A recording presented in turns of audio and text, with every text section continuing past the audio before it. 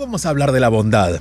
Esa tendencia natural de hacer el bien, que está en todos, no solo la intención de hacerlo, sino a hacerlo. La bondad se expresa en las acciones. Y una persona bondadosa no solo hace el bien, sino que además promueve a que otros hagan el bien. Estamos conduciendo, por ejemplo, en el carro, en un semáforo, nos encontramos con alguien que está parado allí, con un vasito muy usado en la mano, y se acerca, nos mira del otro lado del vidrio, y nos hace saber que necesita algo de dinero. Analizamos a la persona. Generalmente lo hacemos. Hacemos ese rápido juicio, muy rápido, porque ya va a abrir el semáforo y tenemos que decidir si bajamos el vidrio y le damos finalmente el dólar o no.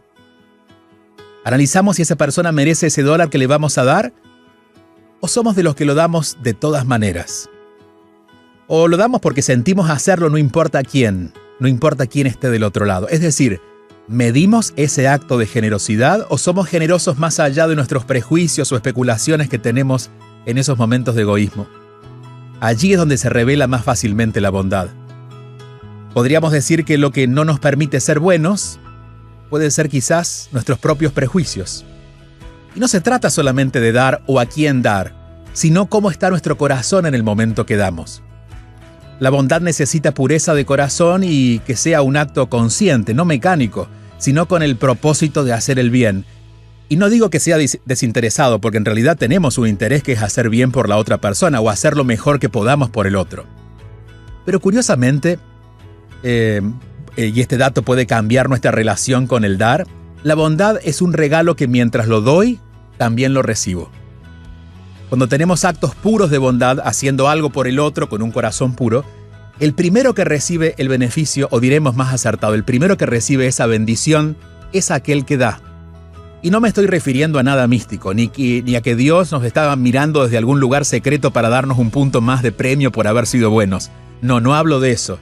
Digo que es algo que sentimos y que además podemos darle hasta una explicación fisiológica. Hay una sustancia en nuestro cuerpo que se llama serotonina. Es un neurotransmisor que se produce en el cuerpo cuando más tenemos serotonina, más elevada está esa sensación de bienestar. Y eso es lo que de alguna manera buscan, y no siempre consiguen, los que toman antidepresivos. Las personas que toman antidepresivos, como la palabra lo dice, se toman pastillas que evitan la depresión, pero no pueden promover algo que debe ser logrado con la conciencia, que es el bienestar. El bienestar se consigue cuando vivimos con propósito de hacer el bien o cuando lo mejor que podemos hacer es hacerlo de la mejor manera posible. Porque el bien a veces es relativo, pero todos sabemos con conciencia cuándo podemos hacer algo mejor. Hasta el sistema inmunológico mejora cuando tenemos un acto de amabilidad. Es decir, quiero sentirme mejor porque el día hoy no fue tan bueno. No vayamos a dormir esta noche sin tener un acto de bondad, de amabilidad, quizás con nuestros hijos. A veces una sonrisa alcanza. Un gracias en lugar de un reclamo, por ejemplo, podría funcionar. ¿Queremos levantar el sistema inmunológico en estos tiempos de COVID? Seamos bondadosos. Es más, ¿queremos que los miedos no tengan tanta fuerza en nuestra vida? Seamos más amables. Seamos bondadosos. Cada acto de bondad nos fortalece mental, emocional y espiritualmente. Miren cuánto beneficio trae un solo acto de bondad. Pero, claro, hay algo más interesante aún. Y es que el que presencia un acto de bondad también se beneficia solo de estar en presencia de ese acto. Me ha pasado, por ejemplo, que me he cruzado con un video en Instagram de un par de minutos de alguien que es filmado mientras tiene un acto de bondad. Y mi bienestar es inmediato, me da fuerzas, me inspira a mí a ser más bondadoso. Es decir, el beneficio del acto de bondad no solo incluye a la persona que lo recibe y a mí, sino que termina teniendo un efecto que se multiplica y puede cambiar el día o la vida de muchas personas. Tan solo un acto genuino de bondad. Ver a alguien ser amable con otra persona nos afecta positivamente, porque nos invita a nosotros a hacer lo mismo o a hacerlo mejor. ¿Saben cuántos antidepresivos dejaríamos de tomar si nos animáramos a ser más amables? ¿Cuántas personas que viven con miedo podrían limpiar sus mentes grises, inspirados por actos de bondad? ¿O cómo podríamos bajar la violencia tan injusta para los seres humanos? Porque usar la violencia, cuando tenemos la capacidad de ser bondadosos, es muy injusto con nosotros. Nos damos mala vida, creamos mala vida, cuando podemos hacerlo diferente. Y ojo, no se trata de que los demás lo hagan, que esperemos que los demás tengan actos de bondad, sino de nosotros. Porque nunca sabemos quién nos está mirando y quizás podemos cambiar el día o la vida de alguna persona. Sintonizas Al Final del Día con Julio Bebione en Actualidad Radio. Hoy vamos a hablar de la bondad, de los actos de bondad que pueden cambiar nuestra vida. Los que podemos hacer nosotros, como decíamos en la reflexión, no solamente los que pueden hacer las otras personas, que a lo mejor nunca llegan a hacerlo, pero nosotros podemos inspirarlos. Vamos a tener una mesa amplia hoy, porque tenemos aquí en el estudio a Emi Grisales y a Álvaro Jarquín, que pertenecen a una fundación que quiero que ustedes mismos cuenten. Ustedes iniciaron hace un tiempo porque se ocuparon de las personas de la calle y eso les ha transformado la vida. Voy a comenzar contigo, Emi, para que me presentes luego a Álvaro, perdón. Claro que sí. Bueno, muchas gracias por invitarnos. Con gusto. Ya vamos a contar la verdad. Sí. Y es que en realidad teníamos otra persona que iba a llegar invitada, que canceló 15 minutos antes del show. Y sentíamos que queríamos hablar con alguien que tuviera experiencia de bondad en la calle. Y bueno, no ocurrió. Y ustedes venían pasando por el pasillo de la radio, porque venían de una invitación de una radio que está aquí al lado nuestro. Y dijimos, ustedes son. Y aquí terminaron. Así que gracias también por decir que sí. Bueno, eso es un acto de bondad también. Eso es un acto de bondad. Sí. Así, Mira, sí. Así empieza todo, un acto de bondad. Bueno, nosotros somos una fundación, Hermanos de la Calle, que inició hace algunos años. Inició con algunas personas que le nació como la necesidad de hacer actos de bondad por los demás. Y fue en las personas de la calle, los sin techo, los homeless, aquí en la ciudad de Miami.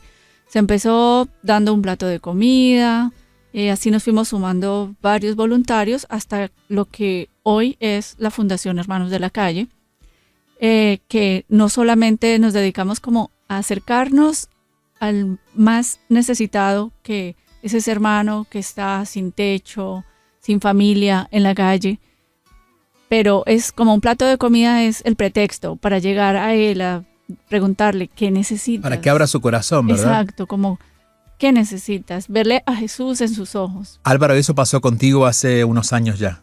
Sí, Álvaro, hace año y 7 meses.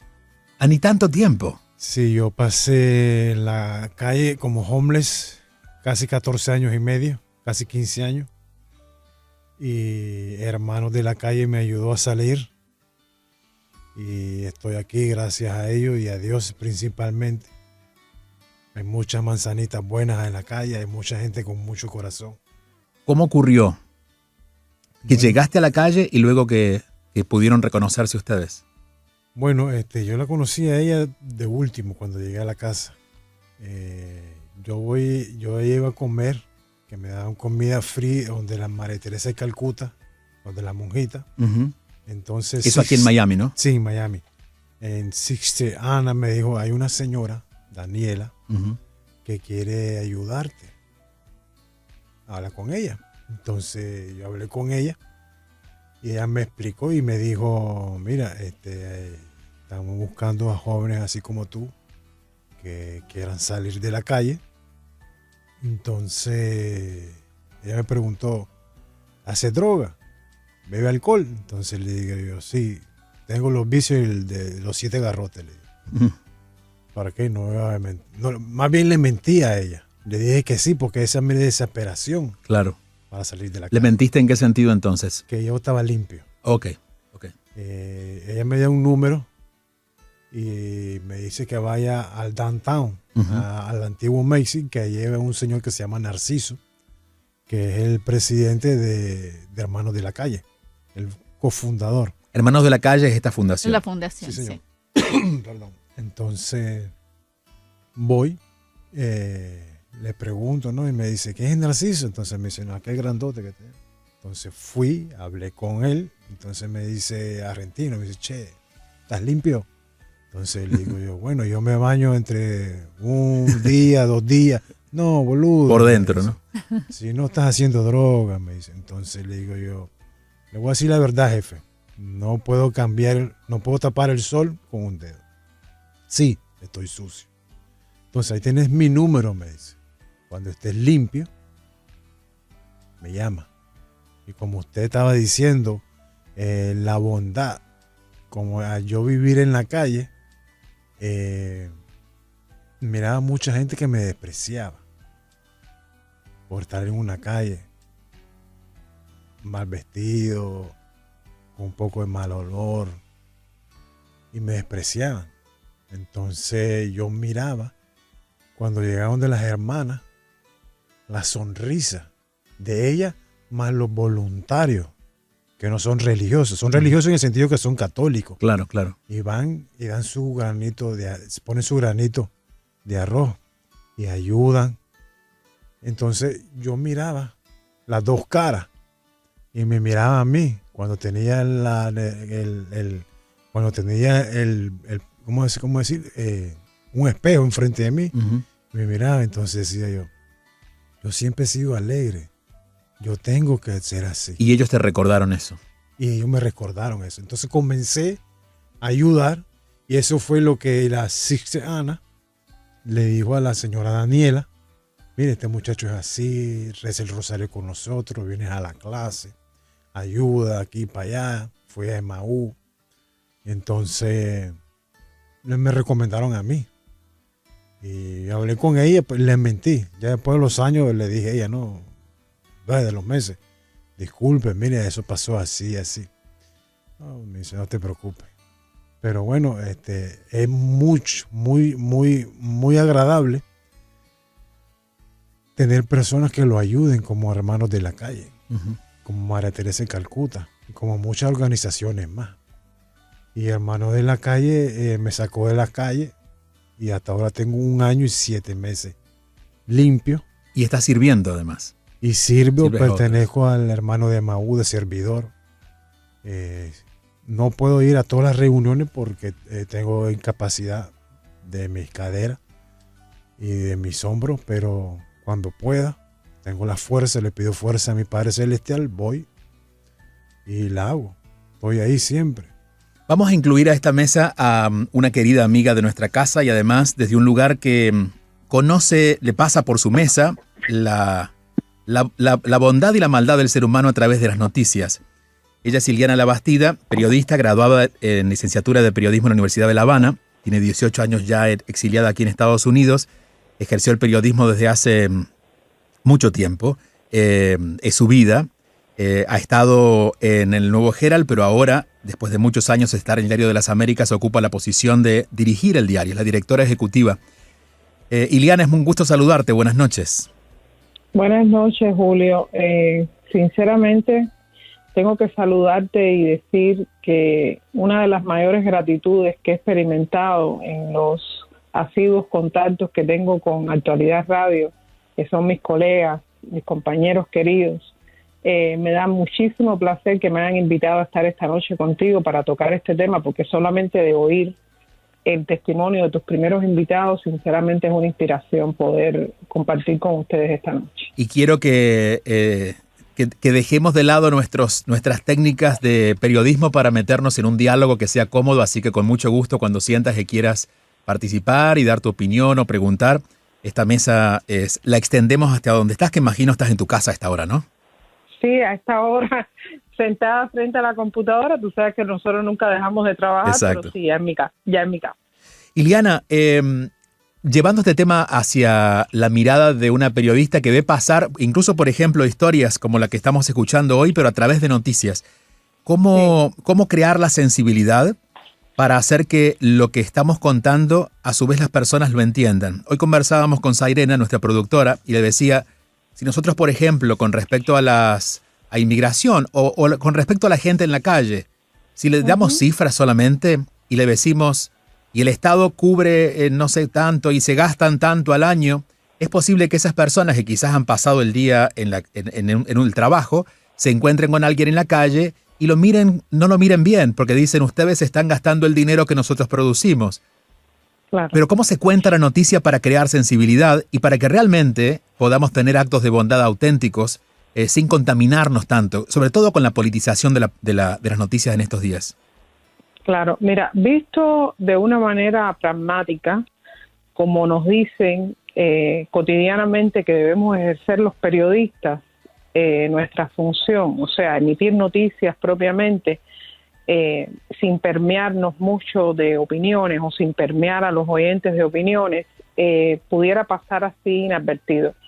Pero desde mi práctica personal, te puedo hablar de mi experiencia personal, historias como estas que narran tus invitados de hoy en el programa, durante unos cuantos años yo las elaboré de mis propias manos porque tenía a mi cargo una columna en Diario Las Américas, recuerdo, durante más de 2 años, en las que nosotros abordábamos estas historias.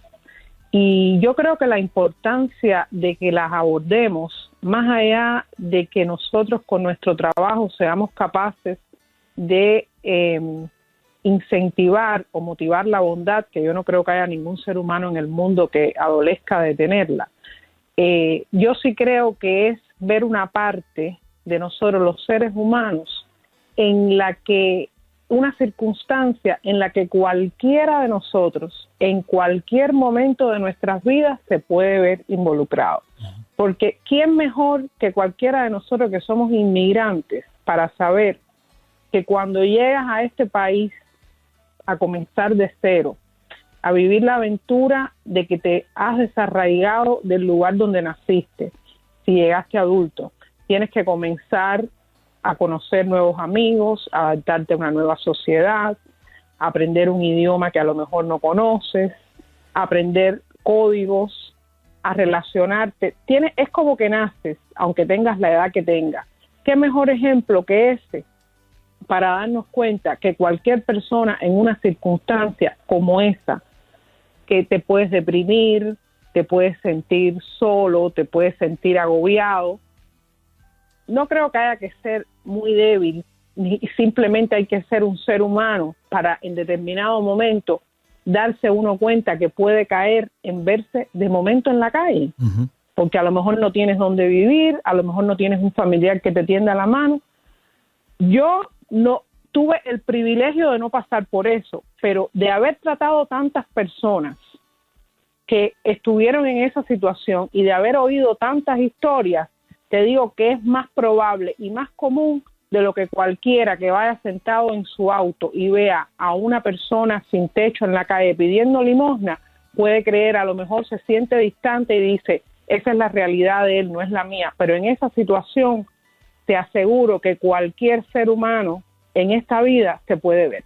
Y entonces, partiendo de esa realidad, no hace falta nada más para darte cuenta que más allá de la bondad que te pueda inspirar a alguien en esa situación, lo que hay es que caer en la realidad de que cualquiera de nosotros puede estar ahí en ese lugar. Imagino, Álvaro, tiene que ver con tu historia, ¿no? Porque tú eres inmigrante, ¿no? Naciste en Nicaragua. Sí. Y tu vida en la calle llega producto de algún momento emocional. Perdón, emocional. El divorcio. Cogí libertad, consumía demasiado alcohol, perdí a mis hijos, en el sentido que yo nunca tuve un padre. Entonces quería lo que yo no tuve, dárselo a él, claro, a ellos.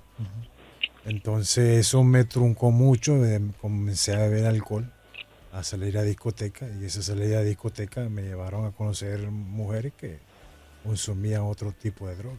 ¿En qué edad estamos hablando? ¿30 años? Más o menos de los 32 Ajá. a los 45, a los 44 años. Okay. Y comencé a consumirme muchas drogas, y al no consumir droga me venía mi depresión, mi realidad, que esa era mi depresión.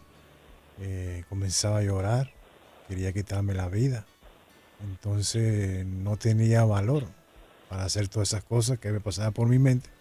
Entonces me metía una botella de ron, un pito de marihuana, cocaína, de lo que sea, y me llevó a eso. Yo nunca robé, nunca hice ningún delito, siempre trabajaba. Hasta ahora que no trabajo porque tengo problemas de salud. ¿Aún cuando estabas en la calle? Aún cuando estaba en la calle. Problema de inmigración no, porque soy residente del 2000 por una ley Nacara que hizo aquí el Estado. Y bueno, el gobierno, y trabajaba. Pero cambié mi renta por el consumo de droga. Es decir, trabajabas y el dinero que gastabas, en vez de gastártelo en la renta, Era para vivías en la calle para poder consumir. Era para consumir. Entonces, eso me llevó. Yo era feliz de la vida. Ujú. Creías que eras feliz. Así mismo, Claro. creía que era feliz. Ujú. En el momento ese yo pensaba que era feliz de la vida. Ahora que estoy sano, que llevo 1 año y 7 meses limpio, miro todas esas cosas que no estaba bien. Álvaro, la bondad te rescató, porque cuando encuentras las hermanas y la presencia de la fundación te rescatan, pero ¿crees que la falta de bondad fue lo que te hizo meter en esa nube gris? Probablemente porque antes yo era Álvaro el famoso, Ujú, antes de divorciarme. ujú, Y mis amigos me dieron la espalda. ujú. No tengo amigos. Hoy es por día y no tengo amigos. Digo, la verdad que no vale la pena tener amigos. Mejor conocidos, porque di mucho por ellos. Y al pedirle un tiempo, 2, 3 noches para dormir en un techo, me lo denegaron. Como si yo fuera un delincuente. Entonces hoy por hoy mis amigos son los hermanos de la calle. Emi, su esposo, hasta mi propia familia Te dio la espalda. me dio la espalda. Mi tía me ayudó mucho, pero no podía porque yo era un adulto ya. Soy un hombre adulto. Tengo que valer por mis propias cuentas. Ahora tienes 45 años, ¿no? No, 46. 46. Y entonces, fueron muchas cosas. Parte de eso, de mi drogadicción, me llegó a perder muchos empleos. Yo soy electricista. Se vino la crisis. Ujú. Cuando yo toco fondo y cuando se vino la crisis en el 2008, yo vendo mi camioneta, todas mis herramientas. Entonces ahí es donde miro a ver lo que es la calle. Y miro la gente que es la fecha y ando en bicicleta y te pasan por abajo, te ven y no te respetan. ¿Cómo se veía el mundo desde ese lugar? Bien feo, bien feo. Y las personas. Y las personas igual, se le miraba la cara del maligno. Hay personas que ¿para qué decirle? Es decir, tú en la calle podías ver la maldad detrás del que era normal, digamos, del que estaba vivía en una casa y tenía una vida normal. Del que no está con Dios. Ujú. Porque yo puedo ser católico. Yo puedo ser católico por de nombre, pero hay que ir a la iglesia, hay que orar, y hay que ser principalmente bondad. Hay uno de los mandamientos que dice amar a tu prójimo como a ti mismo. No dice matar a tu prójimo, comernos vivos. No, Él nos puso aquí en esta tierra tan linda y tan chiquita para ayudarnos mutuamente, no para comernos como lo estamos haciendo. Y no solo aquí en Miami, alrededor del mundo. ¿Cómo? Y esa es mi pregunta. Ahora que tienes la vida más ordenada y la mente más clara, ¿cómo está el mundo desde tu mirada? Está pata para arriba, hermano. Sí, está bien feo. Y ahí el único que lo puede salvar es nuestro Padre Celestial. Y que pongamos de nosotros mismos voluntad Y la bondad. y la bondad. Emi, ¿cómo nace tu idea de sumarte en beneficio de otros en una fundación? Yo siempre admiro a las personas que pueden organizar sus vidas para poder servir. ¿Y de dónde nace? ¿Cómo ocurre? Bueno, ocurre como de la necesidad o de la curiosidad de ver a la gente en la calle y como que no puedes hacer nada. Como que crees que ¿qué puedo hacer yo? ¿En qué puede cambiar ese pequeño acto que yo haga? Pues esto es como una prueba de que sí, porque yo empecé con 2, 3 personas a dar un plato de comida, 20 platos, 30 platos en South Beach. Después fuimos creciendo, se fueron uniendo más voluntarios, unos vecinos de aquí del Doral, de la Iglesia de Guadalupe. Luego se unió San Agnes y Narciso, ¿no? Pues ahí fue que hubo esa explosión y se creó la fundación. Y fue por una persona haber un día tenido la idea de dar un plato de comida, de que eso sí puede cambiar el mundo, así sea el mundo de una persona. Bueno, en principio cambió el tuyo, porque tú decías, si la gente supiera Sí. lo que uno recibe al dar, uno viene Exacto. lleno, ¿verdad?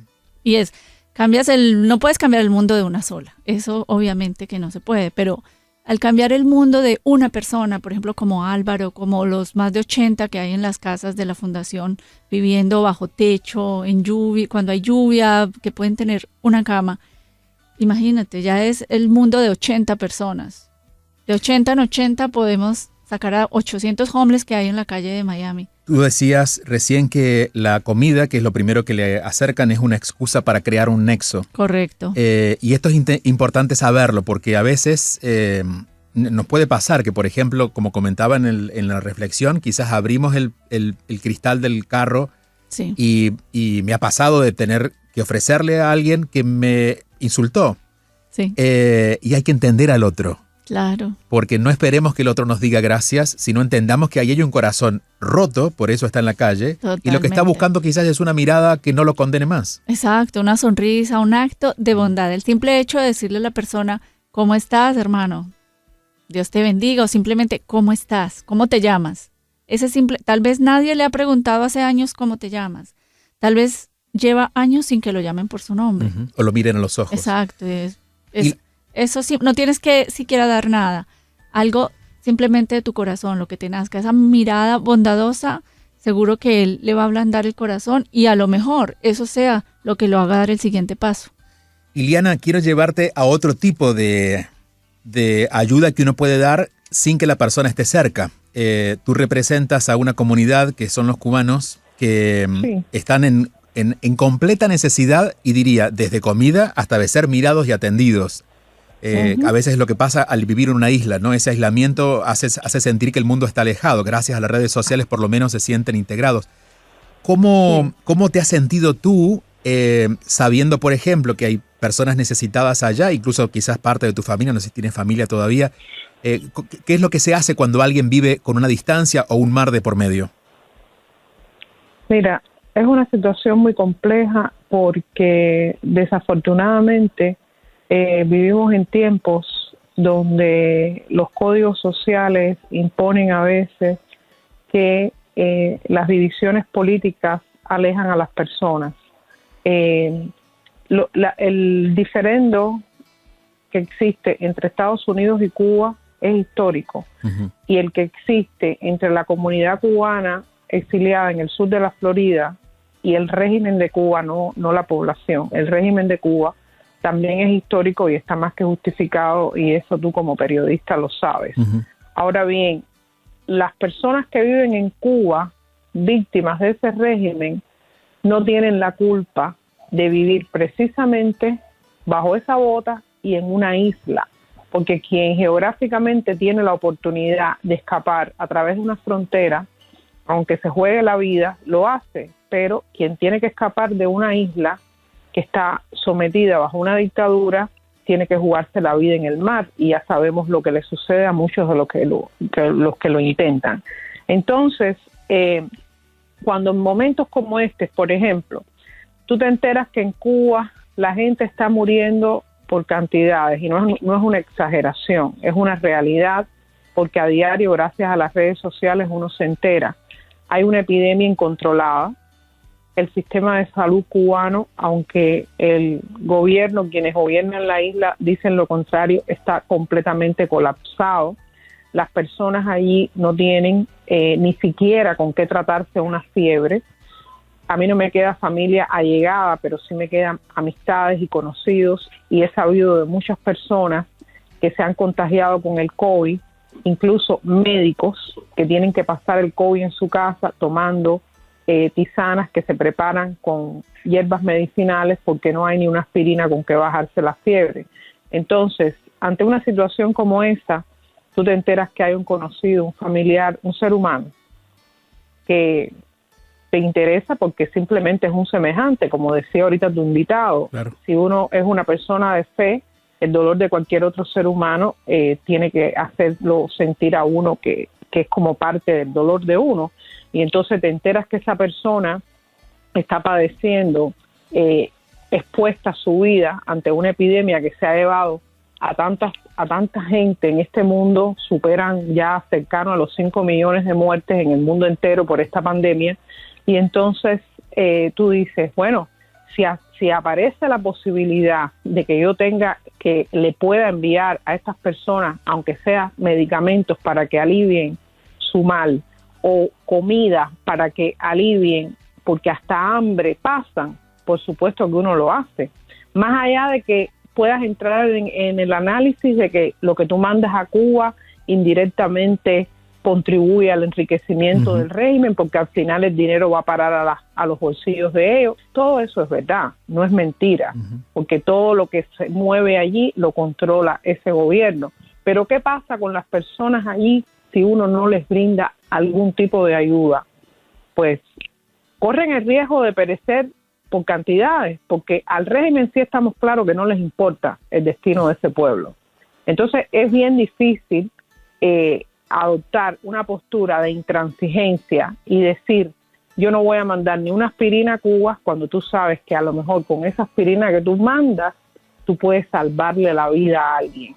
A lo mejor hay que buscar las estrategias, hay que buscar los caminos, las vías de hacerlo llegar de forma tal que verdaderamente el destinatario sea quien lo merece, que es un ser humano del pueblo, que no tiene nada que ver con todo el entramaje político que hay allí.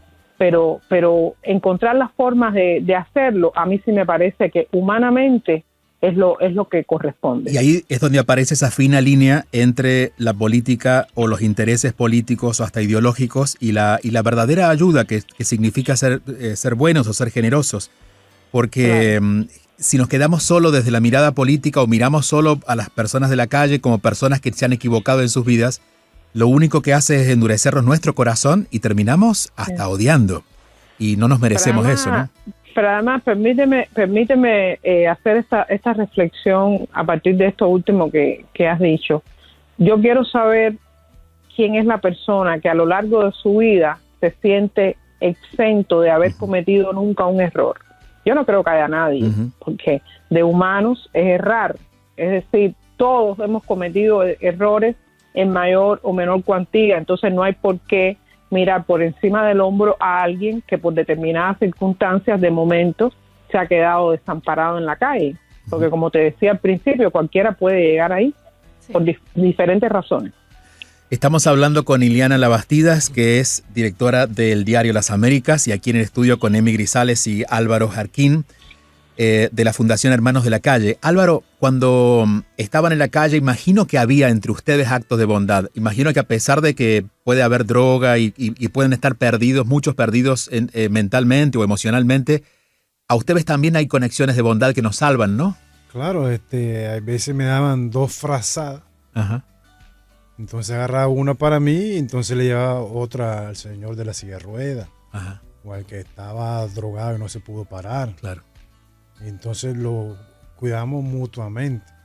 En mi caso yo era muy solo, por mi depresión me llevó a eso, estar solo. Claro. Pero sí tenía amigos, hasta roommate tuve.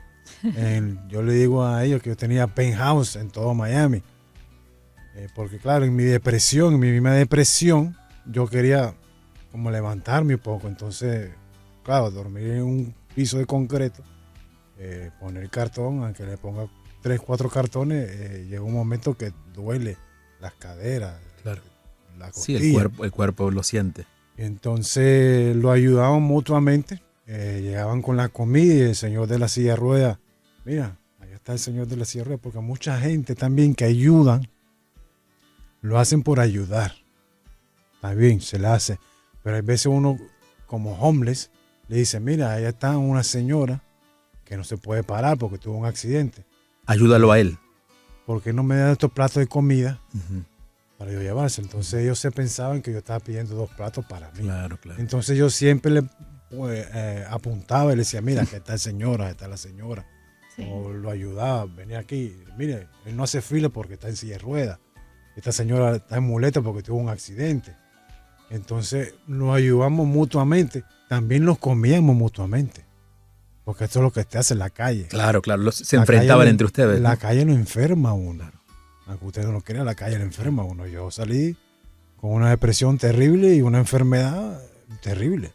Entonces, poco a poco he puesto mi cuerpo en oración y le pedí a mi Padre Celestial que me sane. Me ha sanado un poquitico, pero yo sé que Él me va a sanar. Tu relación con Dios o con la iglesia, en este caso, con el catolicismo, que entiendo pertenece a la fundación, ¿ya la tenías antes y la recuperaste o comenzó ahora? No, siempre he sido devoto de la Virgen de Guadalupe. Estudiaba en colegio católico en La Salle, en Nicaragua. Fue bautizado y di mi primera comunión en la Don Bosco, allá en Managua, Nicaragua. Y siempre he sido devoto de la Virgen de Guadalupe, siempre rezaba, siempre oraba. No sabía que había un misterio a las 12, a las 3 de la tarde. Ajá. Las monjas me enseñaron a rezar todos esos misterios y todo eso, porque era católico, pero de lejito. De visita, sí. Entonces, poco a poco las monjas me enseñaron de nuevo a cómo orar, cómo hasta persinarme, porque yo me persinaba hasta con la zurda. Claro. Entonces era bien malo lo que estaba haciendo, lo que mi cuerpo estaba sufriendo y mi mente también. Claro. Entonces apareció la bondad. Uh-huh. Y hay veces me da cosa perder esa bondad. Uh-huh. Bueno, la forma en que no la pierdes es dándola, ¿no? Que es lo que estás haciendo ahora. Claro.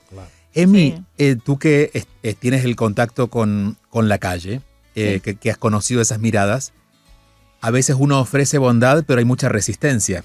Es decir, tú ofreces una mirada amorosa, pero la otra persona no está lista para recibirlo. ¿Cómo lidias con eso en esos casos? No hay que insistir. Llegará el momento. Hay personas que tardan un año, uh-huh, probablemente, en recibirte un plato de comida. Uh-huh. Nosotros siempre pasamos y, ¿quieres? Dios te bendiga, nunca dejas hermano. De ofrecer. Te voltean la cara, pero entendemos que esa persona está pasando por una situación terrible, como tú decías, su corazón roto, pero es eso, ver la bondad así, es otro ser humano como tú, que yo siempre digo, ¿qué he hecho yo para merecer lo que yo tengo? ¿Por qué otra persona no puede dormir hoy en una cama caliente?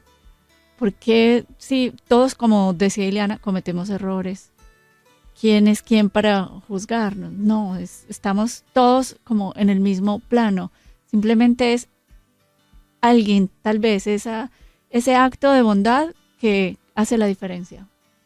Escuchándote, Álvaro, entendí algo, y es que el alcohol y las drogas no te llevan a la calle, sino que llegas a la calle porque en alcohol y en drogas, pero antes hubo algún acto no humano, algún desamor, ¿no? Un acto de deslealtad de algún amigo, como dices tú, porque esto nos ayuda también a poner en perspectiva a quienes están en la calle. Si miramos al que está en la calle como alguien que llegó porque le gusta el alcohol, vamos a mirar un borracho. Pero si sabemos la historia, vamos a entender que alguien no pudo lidiar con algo en sus vidas. Exactamente. Yo tengo un amigo que él nunca ha consumido, uh-huh, nada más que fuma cigarro, uh-huh, y lo dejó hace mucho tiempo, uh-huh, que lo conocí en la calle. A él lo llevó a la calle la depresión de haber perdido a su madre, que falleció. Tengo otro, Martín, que es nicaragüense, también llegó a pasar lo mismo. Y mucha gente pasa así. Hay padres, hijos, que se le muere un hijo, entonces la misma depresión se quedan en la calle. Sí. No tienen ánimo, porque si van a pedir ayuda, se encuentra con la cara del maligno. Claro. Y aquí en Miami hay muchas ayudas, pero no ayudan en nada, hermano. A ver, cuenta eso. Mira, hay un ejemplo, vamos a poner así un ejemplo así, sí, por así. Sí. Hay 5,000 homeless en la calle, uh-huh, y hay 15,000 tratando de sacar a los hombres de la calle. Claro, y no lo logran. Una está bien, que hay unos que no quieren salir de la calle. Ese se le entiende, no puedo obligar a nadie a salir de la calle. Para salir de la calle, tú tienes que tener voluntad y mucha fe en nuestro Dios Padre Celestial. Y hay mucha gente que ayuda como hermanos de la calle. Uh-huh. Son bondadosos. Si tú quieres irte para otro estado que tiene tu familia, te pagan un pasaje y te mandan para allá, para estar con tu familia. Te ofrecen una casa, sí, te ayudan a trabajar, te ayudan a muchas cosas. Psicológicamente es bien, porque yo lo estoy viviendo, uh-huh, lo vivo y lo tacto. Y como te digo, no me gusta perderlo. Yo sé que algún día tendré que volar, tener alas y volar como todo pajarito, Ujú. pero quisiera ser igual que ellos, pero mi salud no me lo permite. Pero ahí sigo todavía en pie y sigo. Y ahí hincando. Y le digo, padre, ¿cuándo? Apúrate. ¿Usted me entiende? Todavía hay cosas que hacer. Sí, señor. Sí. Iliana, tú que estás en contacto con la realidad, porque en el periódico saben lo que pasa en Miami, ¿cómo ves la relación de la gente de Miami, de los habitantes de Miami, con el ser bondadosos o el ser generosos? Yo llevo en la ciudad 25 años y creo que la ciudad tenía una particular conexión entre la calle y las casas, digamos. Había unas puertas más abiertas y ahora la gente está más retraída, quizás por miedo, por la delincuencia, porque son otros tiempos. ¿Cómo lo ves tú? Mira, en los últimos 18 años, con relación a ese tema que estamos tratando, yo he visto cambios, vamos a decir, en diferentes direcciones, y te voy a describir a qué me refiero. Uh-huh. Evaluando estadísticas y por cosas que uno puede constatar de primera mano, como te decía, durante un tiempo estuve ocupada de este tipo de organizaciones que, como Hermanos de la Calle, le ofrece ayuda a quienes en determinado momento pasan por estas circunstancias de verse sin hogar, que pierden a la familia, que caen en la droga, en el alcohol, que se sienten depresivos y bueno, optan por este camino de evadirse. Yo creo que es como una evasión de la realidad lo que buscan, y entonces descubrí que existían muchas organizaciones que se dedicaban a brindar la ayuda a estas personas. También pude contactar organizaciones que a través de labores filantrópicas hacían recaudaciones, incluso en una ocasión, refiriéndome a las estadísticas, como te decía al principio, se decía que el estado de la Florida en general, y nosotros aquí en Miami-Dade en particular, éramos de los lugares del país donde más dinero se recaudaba para causas benéficas. Sin embargo, como tú decías, esta situación excepcional, difícil, que estamos viviendo ya casi por espacio de 2 años, con esto de la pandemia, ha aislado a las personas y la gente está, primero estuvimos enclaustrados en nuestras casas, después hemos salido a las calles porque bueno, la vida tiene que continuar y se ha abierto la economía y los colegios y todo el mundo ha vuelto a la normalidad en la mayor posibilidad que existe, pero nos tienen marcada porque es necesario para evitar el contagio una distancia social, tenemos que estar enmascarados con los rostros cubiertos, nosotros los latinos que nos encanta abrazarnos y darnos besos tenemos que cohibirnos de eso, y entonces la gente va por la calle con su auto cerrado, en los propios centros de trabajo llega y la gente se saluda a distancia, entonces es un momento bastante complejo que se está viviendo. No sé si eso contribuye independientemente de eso, también hay un rasgo que me parece, es mi opinión personal, influido por esta circunstancia difícil, ha exacerbado un poquito el individualismo, porque los seres humanos tenemos de todo tipo de componentes en nuestro sistema de valores y emociones. Podemos ser bondadosos, podemos ser altruistas, podemos ser empáticos con nuestros semejantes, pero también todos tenemos un componente de individualismo y de egoísmo que a veces las circunstancias en las que uno vive lo condicionan. Claro está, cuando uno es adulto y consciente de lo que hace, tiene que hacer ejercicio de abstracción y darse cuenta que una circunstancia X como esta que estamos viviendo no te puede llevar a que tú te coloques de espalda al mundo, porque si eres un ser social y te sientes con responsabilidad con tus semejantes, tú no puedes vivir de espalda al mundo. A mí me gustaría preguntarle, si me permites, a tu invitado. Claro que sí. Porque escuché muchas historias de personas que entrevisté que pasaron por una experiencia similar a la de él y me encontré con varios que después de haber tenido esa experiencia, de haber vivido en la calle y haber tenido la suerte de que a partir de un acto de bondad pues pudieron recuperarse, ya hubo un momento en sus vidas que a partir de esa propia experiencia que vivieron, nadie mejor que alguien que haya vivido algo para después testimoniar sobre eso y poder ver el lado bueno y malo. Yo quisiera preguntarle a tu invitado si él se siente en condiciones en este momento, después que le ha hecho una reflexión de lo que lo llevó a esa situación y cómo pudo salir, si se siente en condiciones de ofrecer su testimonio para ayudar a salvar a otras personas. Porque fíjate, no es lo mismo que cualquier persona que no haya pasado por eso se pare frente a alguien que está viviendo en la calle. Por ejemplo, yo no he vivido la experiencia. Me paro frente a alguien que está viviendo en la calle y le digo, le miro a los ojos, como decía Amy, le miro a los ojos, le brindo mi bondad, le ofrezco un plato de comida, una botella de agua, le paso la mano por el hombro, que quizás hace mucho tiempo que nadie lo hace, pero a lo mejor me ve como alguien que está ajeno a su realidad porque no me identifica como un igual. Pero si se para delante de él una persona que ha vivido la experiencia y le puede testimoniar y decir, yo estuve ahí donde tú estás y a partir de mi ejemplo te demuestro que puedes salir. Entonces yo le pregunto al Señor, ¿usted se siente ya en condiciones de poder hacer este ejercicio con otras personas que están en la calle y que quizás usted con su ejemplo pueda ayudar a salvar? Perdón, sí. En sí voy a hacer una pequeña anécdota. Yo no trabajo en estos momentos, pero cuando comencé a vivir en la Casa Guadalupe, trabajaba, ya me consiguieron trabajo. Y ahí por la casa hay un Little Caesar. Y por ahí por la 107 y por FIU, por la Universidad de Miami, hay muchos homeless. Entonces yo lo que es, nunca lo he hecho, no me gusta, porque no sé, hago mis cosas escondidas para que el único que me vea era mi Padre Celestial, que no me ve el ojo humano.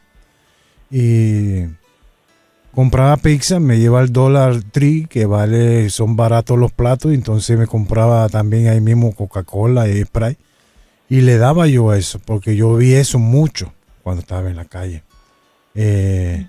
Ir al downtown, como le digo a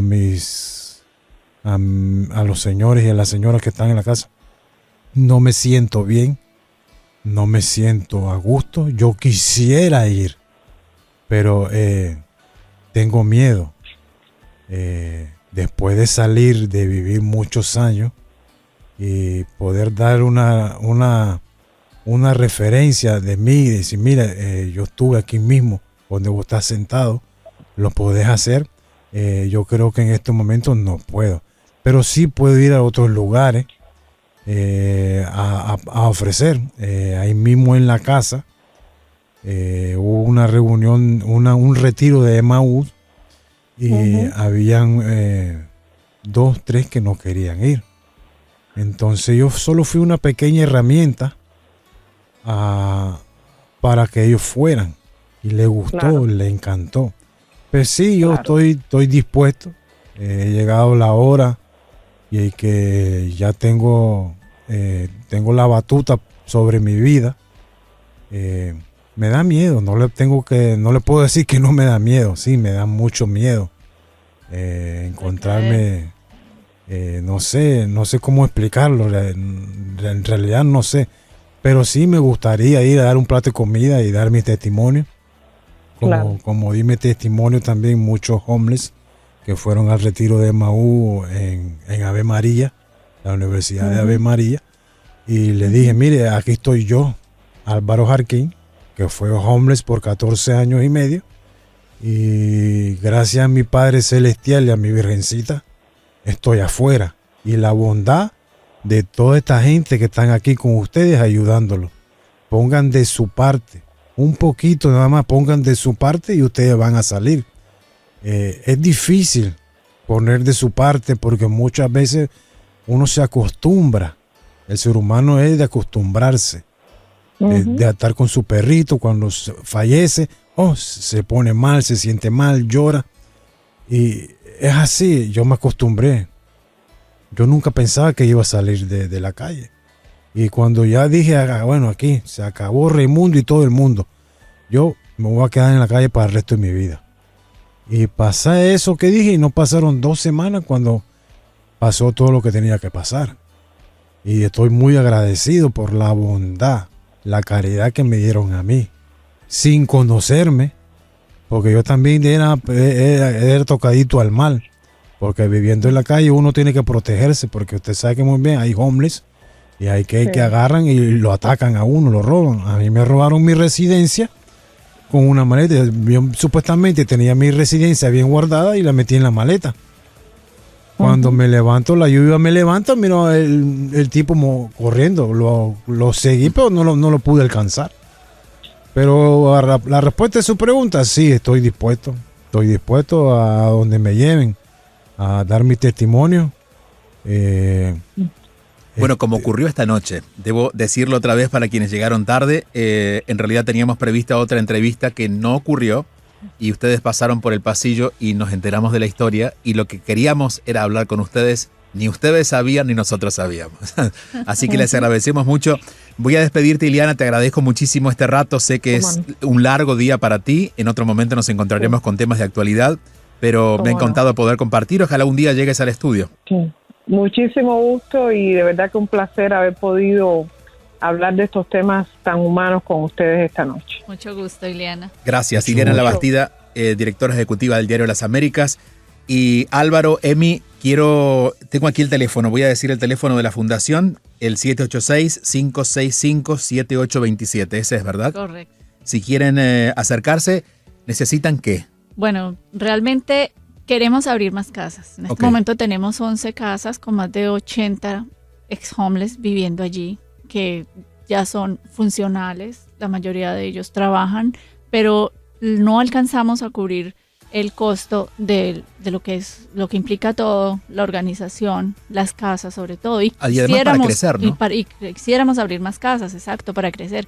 Quisiéramos sacar a todos los homeless de la calle de Miami. Somos 3 millones de personas en Miami y en el área, digamos, del downtown, Jackson, hay 800 homeless. Poco a poco, pero se llega. Podemos, sí. De 80 en 80 vamos a poder. 786-565-7827, 786-565-7827. Igual esta información queda aquí en la radio. Cualquier cosa pueden llamar en la semana. En la página web también, hermanosdelacalle.org. Allí también está toda la información para donar. Muy bien, hermanosdelacalle.org.